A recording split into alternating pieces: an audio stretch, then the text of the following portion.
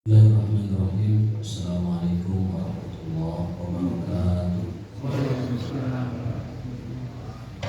Alhamdulillahirabbil alamin wa bihi nasta'inu ala umuri dunya waddin. Asyhadu an la ilaha illallah wahdahu la syarika lah wa asyhadu anna Muhammadan abduhu wa rasuluhu wa la nabiyya ba'dah. Adapun salam wa nasaha ummah wa jahada fillahi haqqa jihadihi hatta atahul yaqin. Tarakana ala al-mahajjatil bayda wa layluha kanahariha la yazigu anha illa halik. Allahumma salli wa sallim ala nabiyyina Muhammadin wa alihi wa sahbihi wa sallim. Allahumma subhanaka la ilma lana illa ma 'allamtana wa 'allimna ma yanfa'una wa zidna ilman. Amin ya rabbal alamin. Bapak sekalian yang dimuliakan oleh Allah Subhanahu wa taala, alhamdulillah kita dapat melanjutkan kembali kajian kita dalam kitab untuk hari ini, hari Kamis, ya, kitab Al-Adab Al-Mufrad. Kitab Adab Al-Mufrad. Dan tema kita kali ini tema yang mungkin berkenaan dengan kebiasaan ataupun apa ya, si karakter atau sikap yang sebenarnya dalam Islam itu tidak disukai. Apa itu? Yaitu sikap rusuhan. Rusuh, segala rupa rusuh. Itu terburu-buru, berasa berusuh. Apa kesusu lagi? Ya pokoknya itu kan. Dalam bahasa Sundanya rusuhan. Makanya dalam hadis al-ajalatu minasyaitan, sikap rusuhan tergesa-gesa itu adalah dari syaitan. Bukan rusuh kewas, bukan. Rusuh buru-buru. Nah, di bab kali ini judulnya itu Atu-adatu fil umur. Atu-adah. Atu-adah itu adalah sikap tenang, sikap kalem, tidak terburu-buru, tidak rusuhan. Itu dalam bahasa Arabnya atu-adah. Tidak ada terjemahan pasnya atu-adah itu. Karena tenang itu al-hudu. Ya. Kemudian santai juga ar-rahatu. Atu-adah ini tidak ada padanannya. Tetapi kurang lebih arti atu-adah itu adalah sikap yang tenang, tidak terburu-buru, dan lebih cenderung menguasai keadaan. Tapi tidak santai. Tidak santai berleha, tidak rusuhan, tergesa-gesa. Jadi dia adalah atu-adah.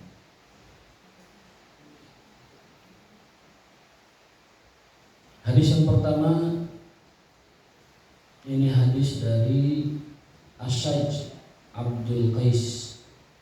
Beliau bercerita bahwasanya Rasulullah SAW pernah berkata kepadaku, "Inna fika la khuluqaini yuhibbuhumullah."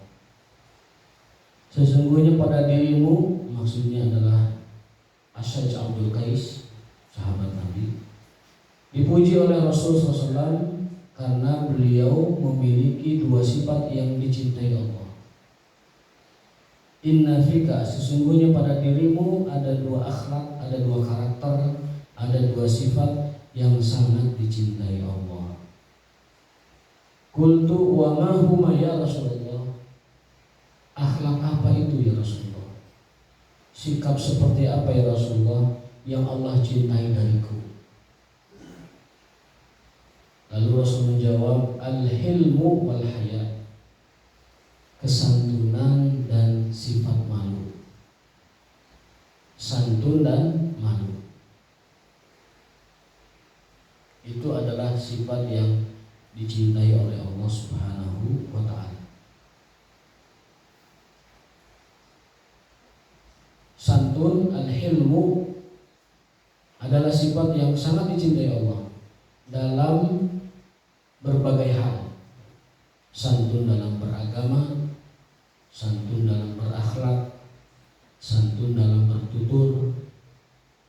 santun juga dalam bersikap. Rasulullah adalah orang yang paling santun. Karena Rasulullah haliman. Sesungguhnya Rasulullah adalah orang yang paling santun. Nah, di kita kesantunan itu hampir luntur. Jadi kadang ada orang yang baik sih baik, tapi sikapnya itu tidak santun, cenderung kasar, berangasan, rusuhan, kurang adab, yaitu ketidaksantunan. Rasulullah adalah orang yang paling santun. Allah juga memiliki sifat halim, yaitu santun. Maka karena kesantunan itu adalah akhlak yang dicintai Allah, berarti kebalikannya adalah akhlak yang dibenci oleh Allah Subhanahu wa Ta'ala, yaitu ketidaksantunan. Dan yang kedua adalah al-haya, sifat malu. Rasulullah bersabda, al-haya kulluhu khair. Sifat malu itu seluruhnya baik. Malu yang dimaksud adalah malu yang sumbernya adalah kehormatan diri. Bukan malu yang berdasar kepada ketidakpercayaan diri. Bukan malu yang bersandar kepada kerendahan diri. Itu malu yang tercela. Al-haya'u minal iman. Sifat malu adalah bagian dari iman. Tidak ada keimanan bagi orang yang tidak punya rasa malu. Tidak ada iman bagi orang yang tidak punya rasa malu. Bahkan Nabi SAW pernah bersabda, "Idza lam tastahi fasna ma syi'ta." Kalau kamu tidak punya rasa malu, lakukan apapun sesuka kamu. Bahasa Sunda, mun maneh teu boga kaera pek we kumaha maneh, lakukan sesuai dengan apa yang kamu ingin. Mun teu era mah pek we kumaha maneh. Itulah mun dibahas Sundakeun sabda Rasul begitu artinya. Dalam hadis arba'in, idza lam tastahi fasna ma syi'ta. Kalau kamu tidak punya malu, mun teu era mah lakukan yang kamu ingin. Berarti sifat malu itu sifat yang sangat melekat, atau sifat malu itu sifat yang harus ada bagi orang-orang yang beriman. Malu yang sumbernya adalah kehormatan diri, bukan malu yang sumbernya rendah diri ataupun ketidakpercayaan, minder. Contohnya seorang siswa disuruh ke depan untuk mengerjakan tugas di depan misalnya, lalu dia, aduh malu pak, pak guru malu. Nah itu bukan malu yang terpuji, itu namanya malu yang tercela. Atau misalkan taklim, ada sesuatu yang iskal, mau bertanya tapi malu, itu juga malu yang tercela. Kenapa? Karena bertanya itu adalah obatnya kebodohan. Fa inna syifa'al ayyi su'al, obat dari kebodohan adalah bertanya. Malu bertanya, sesat di jalan. Itu ada peribahasa, malu bertanya sesat di jalan. Bahkan Rasulullah SAW pernah memuji wanita-wanita Madinah. Nikmatin nisa nisaul ansor. Sebaik-baik wanita adalah wanita Ansor.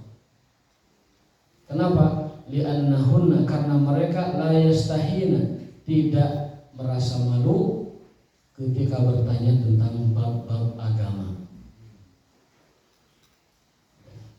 Jadi kalau dalam bab agama tidak boleh ada rasa malu, apa yang iskal ditanyakan. Contohnya beberapa contoh saya bawakan. Ada seorang sahabiah bertanya kepada Rasulullah, "Ya Rasulullah, apakah wanita mimpi basah?" Ya, memang apa bedanya wanita dengan laki-laki? Kan mereka berasal dari laki-laki, berarti mengalami hal yang sama. Bertanya lagi, apakah wanita yang mimpi basah harus mandi? Ya, idza ra'atil ma, kalau keluar air. Kalau cuma mimpi saja tidak usah mandi, tapi kalau sampai keluar maka mandi. Nah, itu kan pertanyaan yang sebenarnya tabu kalau wanita bertanya seperti itu. Tapi karena demi ilmu ditanyakan.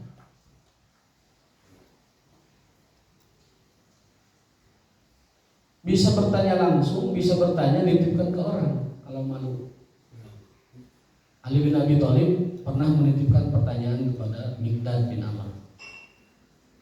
Wahai Miqdad, tolong kamu tanyakan kepada Rasulullah tentang seseorang yang selalu keluar mazi.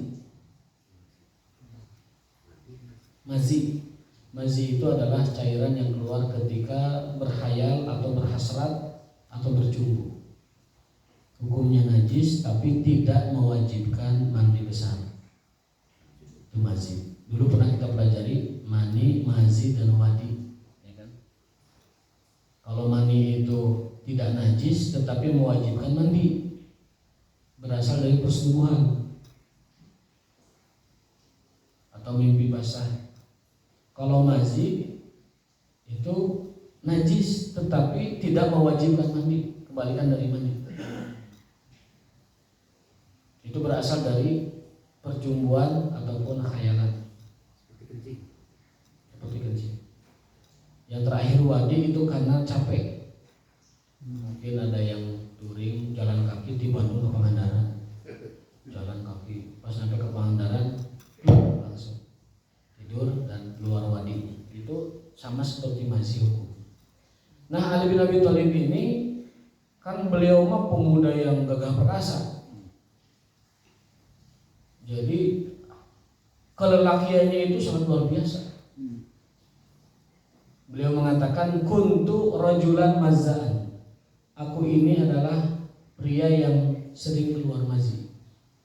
Rajulan mazza'an. Mazza'an itu keluar mazi terus. Karena besar ininya, kejantanannya. Hasratnya begitu. Sehat berarti. Ciri orang sehat itu yang gede. Hasratnya gede, orang sehat, lancar peredaran darahnya. Ya, saya pernah nanya itu. Ciri orang sehat itu kalau pagi-pagi bangunnya berdua. Dia aja bangun, adiknya juga bangun. Itu ciri orang sehat. Berarti peredaran darahnya lancar. Tapi Ali bin Abi Thalib tidak berani bertanya langsung ke Rasul. Karena apa? Karena status beliau sebagai menantu. Malu kepada istrinya Fatimah Zahra dan malu kepada mertuanya Rasulullah SAW. Akhirnya nyuruh Miqdad. Membahasa orang Miqdad kalian amanyakeun. Pangaroskeun ka Rasulullah. Saya itu rajulan mazza'an, sering keluar masjid. Gimana? Ditanyakanlah kepada Rasulullah, kata Rasulullah, cukup kamu berwudu dan bersihkan tempat keluar mati tersebut. Nah, ini sifat malu yang tidak boleh ada adalah sifat malu yang berasal dari ketidakpercayaan diri ataupun rendah diri. Tapi malu yang terhormat itu dianjurkan. Itu dianjurkan. Jadi bedakan antara malu yang baik dengan malu yang buruk. Jadi ada dua, ada malu yang baik, ada malu yang tidak baik. Malu juga dapat menjadi penghambat orang mendapatkan ilmu. Di dalam Sahih Bukhari, Imam Atha bin Rawah mengatakan tidak dapat menangkap ilmu, mencari ilmu, mendapatkan ilmu mustakbirun wa mustahil. Orang yang sombong dan pemalu, orang yang malu. Orang yang sombong dan orang yang punya malu, maksudnya pemalu begitu, dia tidak akan mendapatkan ilmu. Orang sombong tidak mungkin dapat ilmu karena dia sebelum belajar sudah merasa tahu. Sebelum belajar sudah merasa memiliki ilmu tersebut, jadi tidak belajar. Maka kata Imam Atha bin Rawah dalam mengomentari memukadimahi hadis-hadis tentang malu, tentang ilmu juga, beliau mengatakan tidak akan mendapatkan ilmu orang yang sombong dan orang yang pemalu. Maka dalam ilmu tidak boleh pemalu, harus berani. Berani menyampaikan kalau dia punya, berani bertanya kalau dia iskal, kalau dia ada ketidakyakinan, dan berani mendiskusikan kalau itu harus didiskusikan. Itu namanya malu yang tercela. Malu dalam ilmu, malu yang tercela. Ya, malu dalam kebenaran, malu yang tercela. Malu dalam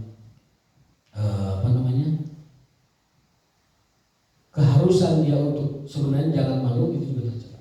Jadi ini yang dimaksud oleh Nabi SAW. Sesungguhnya Allah mencintai dua sifat yang ada padamu wahai Asad Abdul Qais, yaitu sikap santun, tidak rusuhan, tidak kerasa kerusuh, tidak tergesa-gesa, dan sifat malu.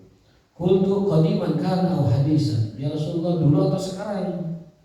Kata Asad ini. Qultu alhamdulillahilladzi jabalani ala khuluqaini ahabbuhuma Allah. Lalu dia setelah disanjung oleh Rasulullah bahwa Allah mencintai darimu dua hal. Satu karena kamu pemalu, yang kedua karena kamu santun. Lalu dia bersyukur segala puji bagi Allah yang telah menanamkan pada diriku dua sifat tersebut yang sangat dicintai oleh Allah Subhanahu wa taala. Dan orang yang paling pemalu di jagat raya ini adalah Utsman bin Affan. Suatu hari Rasulullah SAW pernah duduk dengan betis dan lututnya itu terbuka. Namanya orang santai di rumah kan biasa ngangkat sarung, kalau kita lagi gituan biasa ya, ngangkat paha. Masuk Umar, masuk Abu Bakar, Rasul diam, masuk tidak menutup pahanya. Jadi lagi santai, paha beliau terbuka, betis juga terbuka. Abu Bakar masuk, Rasul tidak merubah posisinya. Kemudian Umar masuk juga tidak menutup posisinya. Pas Utsman masuk, radhiyallahu ta'ala anhu, ditutup. Lalu beliau sahabat bertanya, ya Rasulullah, kenapa Anda ketika Abu Bakar masuk, Umar masuk tidak merubah posisi Anda, sementara ketika Utsman masuk Anda tutup paha Anda dan merubah posisi. Apa kata Rasulullah? Sesungguhnya Utsman bin Affan itu adalah orangnya sangat pemalu, hayaan, sangat pemalu. Saking pemalunya, tastahi minhul malaikah, malaikat pun malu padanya. Jadi Utsman bin Affan saking pemalunya, malaikat pun malu pada dia. Nah ini juga dalil bahwasanya yang namanya aurat itu ada aurat mughallazoh, ada aurat mukhaffafah. Paha itu termasuk aurat mukhaffafah. Auratul rajul, auratnya laki-laki dari pusar ke lutut. Tetapi dari pusar ke lutut itu ada kategori secara fikih ya, berdasarkan hadis tadi. Yang mughallazoh itu adalah kelamin. Itu memutlak ditutupnya. Tapi kalau selain kelamin, paha, lutut dan lain sebagainya, itu mukhaffafah. Dalam arti kata, jika ada situasi kondisi yang itu mesti terbuka atau tidak bisa ditutup atau bagaimana kondisinya sesuai dengan keadaan, itu masih ditoleransi. Pemain bola misalnya, atau kita berenang, ya, itu masih ditoleransi. Tetapi kalau aurat mughallazoh itu mutlak wajib ditutup. Nah, para ulama mengambil dari hadis ini dasar bahwa yang namanya aurat itu ada mukhaffafah, ada mughallazoh. Seperti najis, mukhaffafah dan mughallazoh. Nah, lutut ini walaupun aurat, apa perbedaannya dalam fikih? Perbedaannya adalah kalau dalam sholat mughallazoh dan mukhaffafah wajib ditutup. Satrul aurah, menutup aurat dalam sholat itu mencakup mukhaffafah dan mughallazoh. Tetapi dalam pergaulan sehari-hari mughallazoh wajib ditutup, mukhaffafah masih ada toleransi. Tapi meskipun secara fikih begitu, yang namanya kepatutan dan kesopanan juga perlu diperhatikan. Walaupun ping-ping itu aurat mukhaffafah bagi laki-laki, juga jangan kita keluar rumah pakai celana saping-ping. Kahiji nyerakeun, kadua jika jelema lieur kan gitu. Nah, pakai kekurilingan. Kalau di kolam sih tidak masalah, tapi kalau keluar itu tidak patut. Ya, kepatutan pun menjadi dasar kita bertindak dan bersikap. Itu hadis yang pertama. Nanti kita akan sampaikan juga hadis yang walaupun kita yang dilarang rusuhan tergesa-gesa, tetapi kita juga diperintahkan untuk punya sikap yang efektif, efisien. Rusuh, terburu-buru, tergesa-gesa itu tercela, ya. Tetapi efisien, singkat, padat itu juga diperintahkan. Nanti bagaimana kita menggabungkan antara dua sifat itu kita akan bahas nanti pada bagian. Di dalam hadis lain nomor 585, Nabi SAW bersabda kepada orang yang sama, Asyaj Abdul Qais tadi, inna fika la khoslataini yuhibbuhumullah al-hilmu wal anad. Di dalam hadis lain, riwayat lain, Rasulullah menyanjung Asyaj Abdul Qais dengan menyebutkan bahwa di dalam dirimu ada sifat yang sangat Allah cintai. Yang pertama adalah santun, kalem, tidak kerasa berusuh, terurusuhan, wal anadu, dan ketenangan. Kalau orang rusuh apa? Dalam segala hal juga tidak disukai orang. Berusuhan baru cerai biu, ayo. Atau misalkan baru sampai langsung pergi. Bahkan dalam hal makan contohnya, itu kata guru-guru kita, kata ulama-ulama kita, minimal kita itu mengunyah 33 kali. Tapi di orang ini suka biarkan batu ya makan 33 kali. Wah, saya boleh tadi itu. Ya tidak mesti 33 kali, minimal mungkin bisa dikunyah lah. Jangan sampai peluk sapiring kan. Betul kali seksual sapiring. Nah, itu adalah sifat yang adamul anad, tidak kalau tidak santai. Sesuatu yang tercela di dalam agama kita. Kerusuhan, tidak halim, tidak tudah, tidak anah, itu adalah perbuatan tercela. Ya. Al-ajalatu minasyaiton, terburu-buru adalah bagian dari akhlaknya syaitan. Terburu-buru adalah bagian dari syaitan, dan itu kerjaan syaitan. Syaitan mengganggu kita, menancapkan pada diri kita untuk terburu-buru. Dalam praktiknya Rasulullah SAW mengamalkan itu. Contoh, alaikum bisakinah. Kalau engkau pergi ke masjid, alaikum bisakinah, santai. Sakinah. Sakinah itu bukan sampai aki-aki ngina. Sakinah. Alaikum bisakinati, hendaklah kalian punya sakinah, punya sukun, punya ketenangan ketika berangkat ke masjid. Fa in adraktumus shalah, kalau kalian mendapati sholat, maka itu kalian beruntung. Wa in fatakum, kalau tertinggal, fa'atimu ma fatakum, maka sempurnakan apa yang kamu tertinggal itu. Jadi jangan lari ketika dengar qomat, jangan lari ketika dengar azan. Alaikum bisakinah. Jangan sampai datang ke masjid karena kita terburu-buru, napas terengah-engah. Allahu Akbar.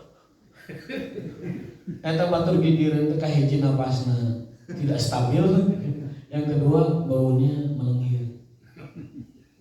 Ditambah kesang. Ngoprot gitu kan. Saking bau eta kesang bau ajan kadang. Nah, itu Nabi menyuruh alaikum bisakinah. Alaikum bisakinah. Tenanglah kalian saat mendatangi sholat berjamaah. Jadi ulah rurusuhanku adan, ulah rurusuhanku qomat, ulah rurusuhanku takbir, tenang saja. Tapi tenangnya juga bukan tenang lalai. Tenang lalai itu sudah azan, kalau nggak ada isukan kayak dia azan, nah, kan gitu. Kalau nggak rokok,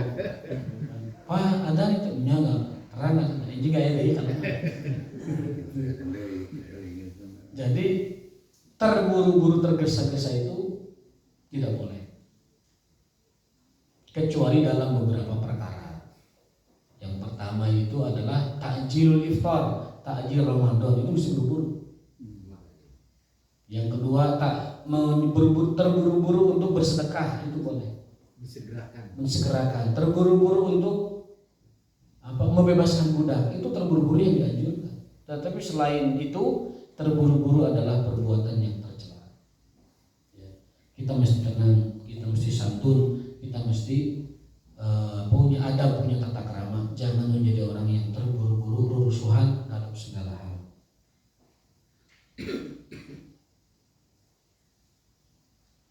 Sesungguhnya pada dirimu ada dua akhlak yang Allah sangat cintai. Yang pertama adalah kesantunan, tidak terburu-buru, wal anatu, dan ketenangan. Jadi orang tenang itu dicintai Allah. Bahasa anak muda sekarang itu orang yang cool, tenang, tidak terburu-buru. Kalau waktunya ada, kalau sempat mengikuti, maka alhamdulillah. Kalau tidak, kata Rasulullah, fa'atimu ma fatakum, sempurnakan saja yang terlewat darimu, tidak usah terburu-buru. Al-hilmu wal anan.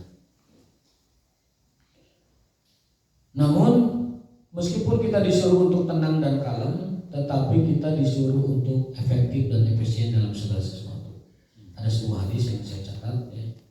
Hadis ini tidak ada di Bukhari, tetapi adanya di Muslim. Ini kan ada bermufradkan karyanya Imam Bukhari. Jadi hadis-hadis akhlak dan adab yang diambil dari hadis-hadis Bukhari, tapi khusus berkenaan dengan akhlak. Di dalam Sahih Muslim ada hadis yang berkenaan dengan bahwa kita ini memang dilarang terburu-buru, dilarang rusuhan, harus tenang, harus santai. Namun juga diperintahkan untuk bersikap efektif, efisien. Di dalam hadis Rasul bersabda, "Innallaha harrama 'alaikum." Sesungguhnya Allah haramkan atas kalian 3 perkara, dan Allah benci dari kalian 3 perkara. Jadi ada 3 hal yang Allah haramkan, ada 3 hal yang Allah benci dari kalian. Yang pertama, 3 hal yang dibenci Allah adalah uququl ummahat atau uququl walidain, durhaka sama orang tua, tidak menunaikan hak orang tua. Durhaka sama orang tua bisa bersikap aktif atau pasif. Aktif itu berarti melukai perusahaannya, melukai hatinya. Bisa pasif, artinya sikap kita itu tidak disukai orang tua. Contoh, orang tua kita masih hidup tapi jarang dikunjungi. Itu sama hatinya kita menyakiti perasaan orang tua dengan kerinduan.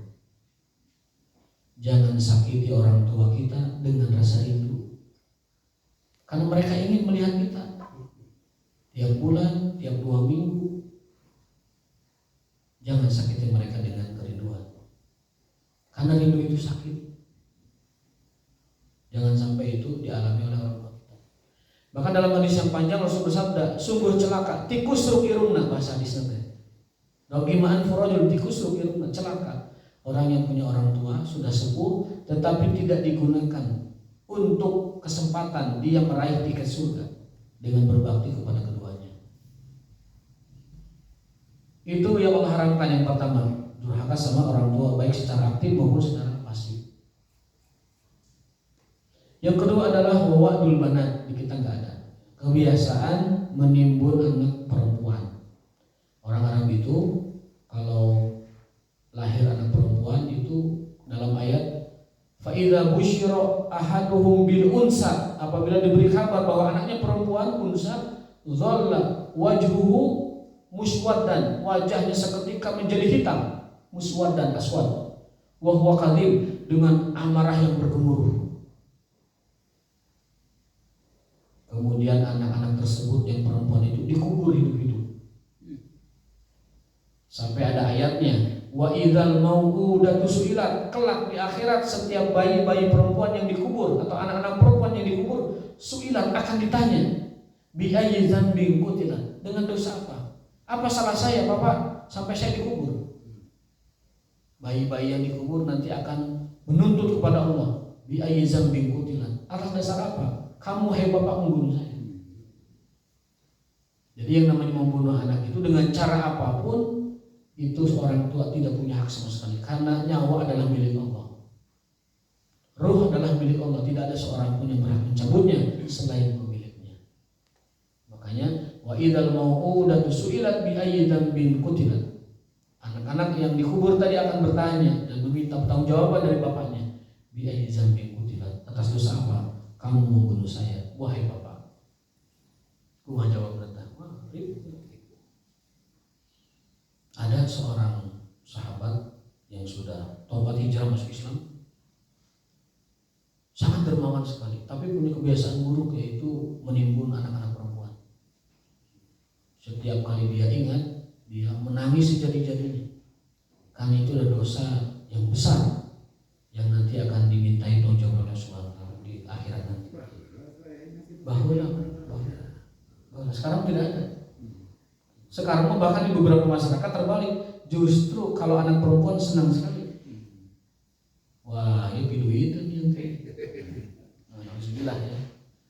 Alhamdulillah. Jadi dulu itu anak perempuan dikubur kalau lahir, sekarang anak perempuan disanjung kalau lahir. Rasulullah SAW dalam sebuah hadis menyebutkan bahwa anak-anak perempuan itu adalah hijab kita dari neraka.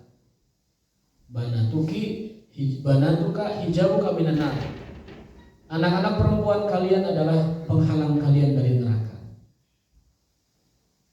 Kalau kita memperbaiki tarbiyah mereka, memperbagus pendidikan mereka, itu anak-anak perempuan kita akan menjadi penghalang hijab kita dari neraka. Bahkan para ulama menyarankan bagi yang belum punya anak perempuan, hendaklah bikin anak perempuan. Kalau belum punya juga ya cari pabriknya lain. Biar punya anak perempuan, cari pabrik. Cuman bikin pabrik baru teh izin itu susah. Jadi dari kumhamnya itu susah. Yang jelas bagi orang yang punya anak perempuan, baik 1, 2 atau 3, adalah hijabuka minan nar. Mudah-mudahan Allah Ta'ala menjadikan anak perempuan kita hijab kita dari neraka. Yang ketiga yang Allah haramkan dari kita, dari kalian, innallaha harrama alaikum. Tadi yang pertama adalah murka orang tua, yang kedua adalah membunuh anak perempuan, tradisi jahiliyah. Yang ketiga wa man'an wahad, sikap bakhil. Allah mengharamkan dari kita sifat bakhil, tidak mau memberi, pelit, merek hesek, merek butuh kasiran. Wa karihalakum salasan, dan Allah membenci 3 hal. Ini hadis yang riwayat Muslim nih. Allah haramkan 3 hal dan Allah benci dari kalian 3 hal. Yang pertama qila wa qala, itu yang Allah benci pertama itu qila wa qala. Berbicara, berargumen, berpendapat, menyampaikan tanpa sumber yang jelas. Berarti itu tidak efektif, tidak efisien. Apa yang dia jelaskan, dia sampaikan, dia argumentasikan. Itu Allah benci. Perbuatan menyatakan, menyampaikan, berbicara tanpa sumber yang jelas. Berbicara agama harus pakai sumber yang jelas. Berbicara fakta harus pakai sumber yang jelas. Dan Allah benci. Innallaha karihalakum, Allah membenci lakum, bagi kalian salasan 3. Yang pertama adalah qila wa qala, berbicara tanpa sumber yang jelas. Yang kedua wa kasratus su'al, dan banyak bertanya. Yang kedua itu banyak bertanya. Yang dimaksud di sini adalah banyak bertanya, tetapi pertanyaan yang ngeyel, pertanyaan ala Bani Israel. Pertanyaan yang kalau ditanya terus akan menjadi beban lebih berat bagi kita. Orang Bani Israel disuruh nyari sapi, nanyanya luar biasa. Warna naon, bentuknya bagaimana. ciri-ciri dan segala macam lah, sampai tidak didapat sampai itu. Itu namanya kasratus soal, banyak bertanya yang akhirnya membebankan dirinya. Contoh dalam kehidupan sehari-hari. Kenapa sholawat sallallahu ala Muhammad sallallahu alaihi wasallam tidak pakai sayyidina? Padahal sederhana aja. Dalam konsep amalan, kalau diajarkannya begitu, ya amalkan saja. Tidak usah ngeyel kenapa nggak pakai, kenapa pakai. Nah, itu maksudnya banyak bertanya, tetapi sebenarnya tidak menambah keutamaan. Salawat Jibril yang sering kita baca, meskipun penamaan salawat Jibril itu juga ikhtilaf. Sallallahu ala Muhammad sallallahu alaihi wasallam. Kenapa tidak pakai sini? Jawabnya sederhana. Kalau kita punya ilmu, jawabnya sederhana. Karena memang diajarkannya demikian. Nanti pada bagian lain ada sayyidinanya, kita amalkan sayyidina di tempat itu. Gitu maksudnya. Jadi tidak ngeyel gitu. Contoh lain misalkan kenapa di dalam tahiyat kita tidak pakai sayyidina misalkan. Ya karena hadisnya demikian diajarkannya. Tapi kalau mau pakai silakan, tapi Anda bertanggung jawab dengan bacaan sholat Anda. Karena ada kaidah sholat itu tidak boleh ada bacaan tambahan, tidak boleh ada bacaan dikurangi. Makanya saya sendiri berpendapat sayyidina itu dipakai di seluruh kesempatan, tetapi untuk di sholat tidak dipakai. Saya pendapatnya itu. Karena kaidahnya tidak boleh kita menambah sesuatu yang tidak di ya. Itu karena waktunya habis, kita buka pertanyaan. Iya, baru gantung. Kalau kata Abah itu jangan gantung denge gitu. Jangan gantung denge. Yang terakhir, yang tiga yang dibenci dari kita oleh Allah Ta'ala adalah idha'atul mal, sikap boros, tidak efektif, tidak efisien. Jadi boros, menggunakan harta tidak efektif, menggunakan harta tidak efisien, tidak menjaga. Main jor-joran aja, dibelanjain sok-sok. Terlalu royal tetapi tidak efektif efisien, itu namanya idha'atul mal. Jadi bakhil itu diharamkan, tetapi boros juga dibenci oleh Allah Subhanahu wa Ta'ala. Jadi tengah-tengah saja. Nah, itu dalam Sahih Muslim menegaskan kembali bahwa yang namanya bersikap efektif efisien itu harus, tetapi tergesa-gesa, terburu-buru juga itu adalah bukan akhlak orang Islam. Al-ajalatu minasyaiton, dan Allah Subhanahu wa Ta'ala menyukai dari orang beriman itu adalah kesantunan dan juga sifat malu. Nah, mangga barangkali dinaikkan, silakan, ada 10 menit untuk tanya jawab.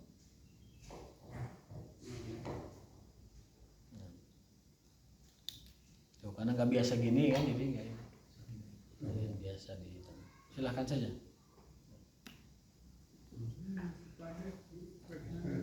Ada diterbitkan kitab Sahih Bukhari dan Sahih Muslim digabung, tetapi tidak bertumpang tindih. Terpisah Pak? Terpisah. Jadi kitab Sahih Bukhari Muslim itu terpisah, ada Bukhari, ada Muslim. Kalau yang digabungkan itu biasanya dalam kompilasi atau aplikasi hadis ya. Misalkan ada Kutubut Tis'ah, itu baru berisi itu hadis-hadis kumpulan dari berbagai kitab. Tapi kalau bentuk kitab seperti ini digabungkan itu tidak ada, karena masing-masing punya kekhasan. Standar sahih dalam Bukhari berbeda dengan standar sahih dalam Muslim. Makanya Bukhari tetap yang paling utama, yang paling nomor 1 lah, baru Muslim.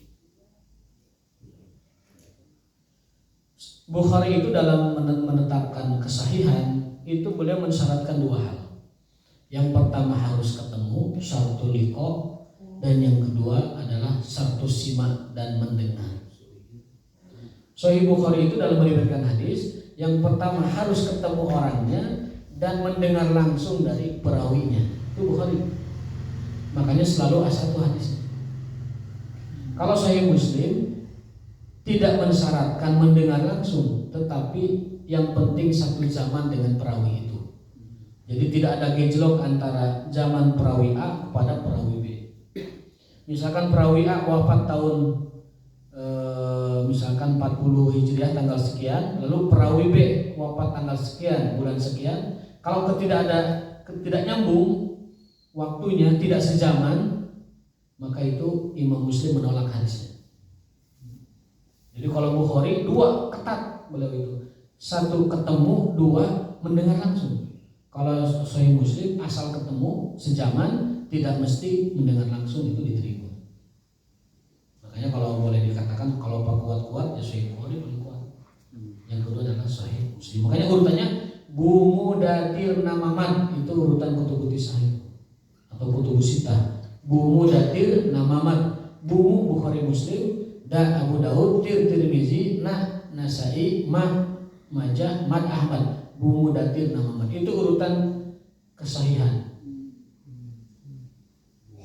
Bumudatir Namaman. Bumudatir Namaman. Bumudatir Namaman. Bukhari, Muslim, Dawud, Tirmizi, Nasai, Ibnu Majah dan Ahmad. Itu urutan kitab-kitab hadis dari yang paling pertama sampai ke yang akhir. Jadi begitu. Dari yang pertama sampai yang terakhir itu dalam berapa puluh tahun maksudnya kelahirannya? Zamannya Ya. ya berbeda-beda, ada yang terpaut sekian puluh tahun, ada yang terpaut 100 tahun, itu Ratusan tahun enggak ada. Seperti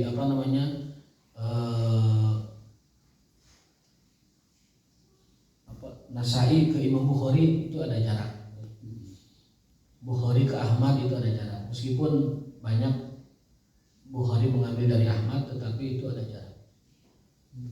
Bukhari menyeleksi dan memisahkan hadis-hadis yang sahih dari Ustaz Ahmad menjadikan Sahih Bukhari. Tapi dari semua perawi ini yang paling banyak hafalannya dari semua ini adalah Imam Ahmad. Karena beliau itu hafal 1 juta hadis.